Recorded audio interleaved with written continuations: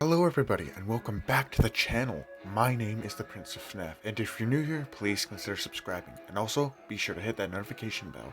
That way, you'll indeed be notified for any awesome videos like this in the future.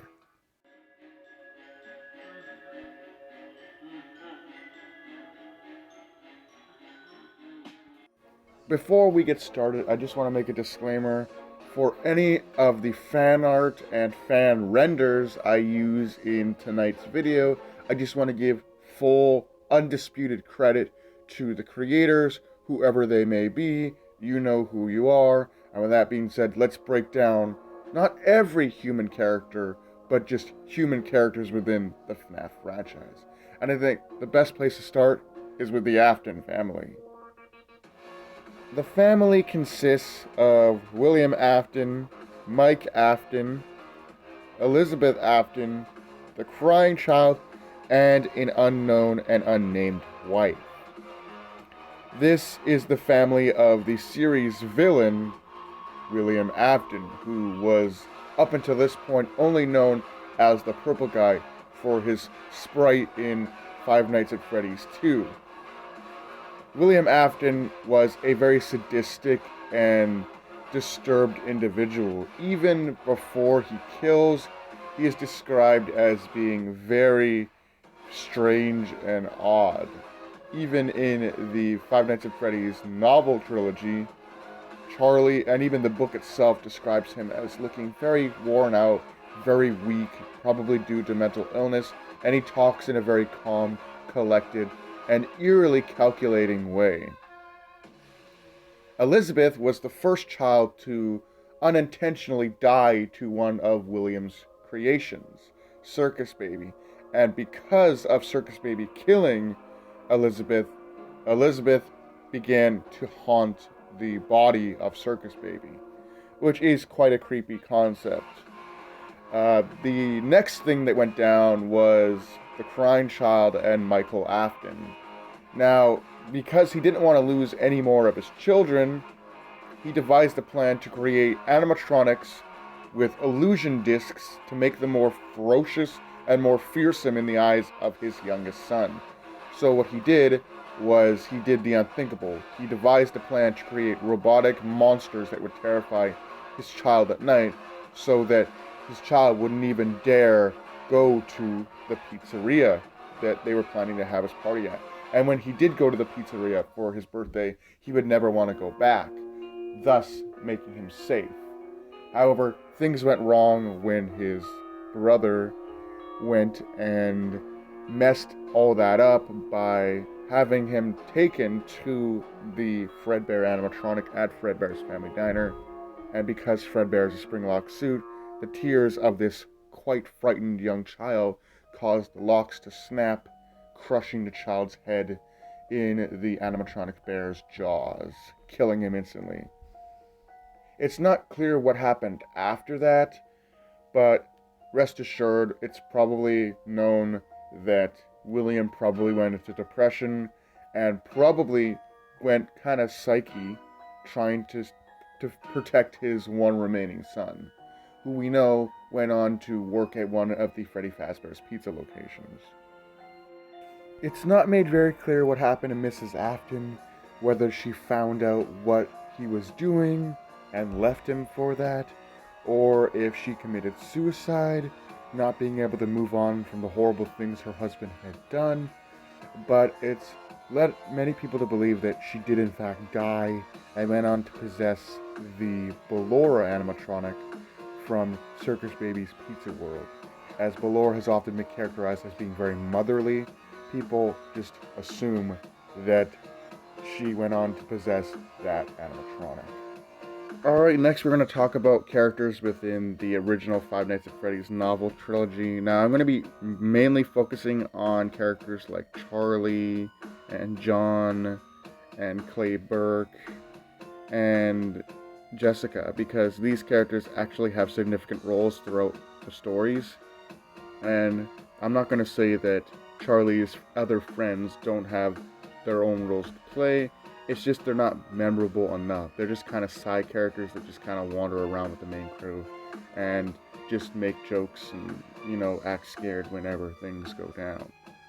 But we do have Charlie, who is one of the better written characters within the original novel trilogy. She's the main character of the stories until she supposedly dies, and John becomes the main character of the final book. But she is pretty cool. She is characterized as being a very happy-looking child, even though there are times where she got angry and she still looked happy, which is kind of a funny, ironic thing. And she is the daughter of Henry, a robotic inventor who designed robots for not only Fredbear's Family Diner, but for the original Freddy Fazbear's Pizza location, alongside series villain William Afton, or as he's called within the novel trilogy, David Miller. We also have Jessica, who is Charlie's best friend, and Jessica kind of offers emotional support. She's kind of the glitter glue that holds everything together. And she's characterized as being a very girly girl type of person. However, she is down to earth when she needs to be, helping the characters get through whatever trauma they are going through. And she's kind of really there for everybody within Charlie's friend group, and especially Charlie. We also have John, who is Charlie's love interest and main character of the third book, The Fifth Closet. And he is pretty cool. He's very down to earth, and he clearly cares about Charlie. They go on several dates throughout the stories, and he just is a really, really awesome, chill guy. Next up, we got Chief Clay Burke, who is a great character. He is the police force in the small town of Hurricane, Utah, and he's really quite a great guy. He's very down to earth, but when he means business, he means business.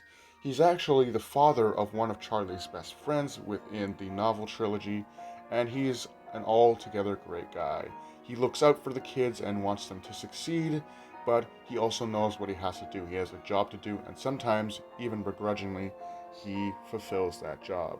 He cares about the kids so much that when there are troubles going on with Springtrap or William Afton or the Twisted Animatronics or Circus Baby's Pizza World with like their weird, sexy baby, he's always there to help them out and get them through it, which is just great.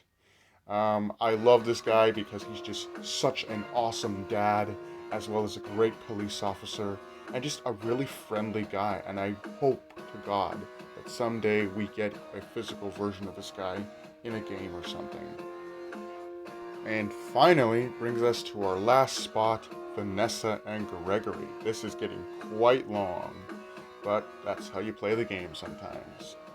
I guess we'll first talk about my bae, Officer Vanessa. You can take me in anytime. But we have Vanessa, who is the security guard who works the night shift at the Pizzaplex in Five Nights at Freddy's Security Breach, and she is tasked with taking care of the animatronics and making sure that nobody's in the building after hours. In fact, she's the only human within the mall, at least supposed to be at that time. When she finds out that Gregory is sneaking around, she is tasked with the job to find him and apprehend him. And she's one of the game's first human antagonists. Quotations are strongly used because she doesn't really do anything antagonistic to Gregory. In fact, when she catches him, she just puts him in Lost and Found, and he easily escapes that when Vanny attacks him. But she doesn't seem to be a villain, and the game is very convoluted in the way it wants to represent her. It wants to represent her as just a normal woman trying to do her job as a security guard, but then it also is like, could she be Vanny? Maybe she's Vanny, maybe she's not, and it's just kind of weird the way the game deals with her character. But she is still a really nice looking character. But she is cool, and I hope to see this character return in a future installment in the franchise because she really is cool. We also have Gregory.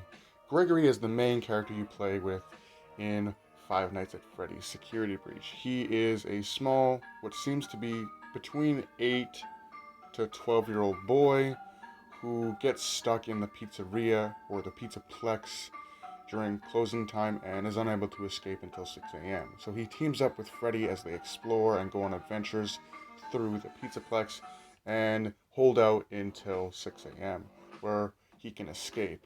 It's implied that Gregory could very much be homeless, and through a ending, which there are several in the game, it's revealed that he is homeless, or at least in that version of the story, as he has no one to go back to, so he just hides in a box.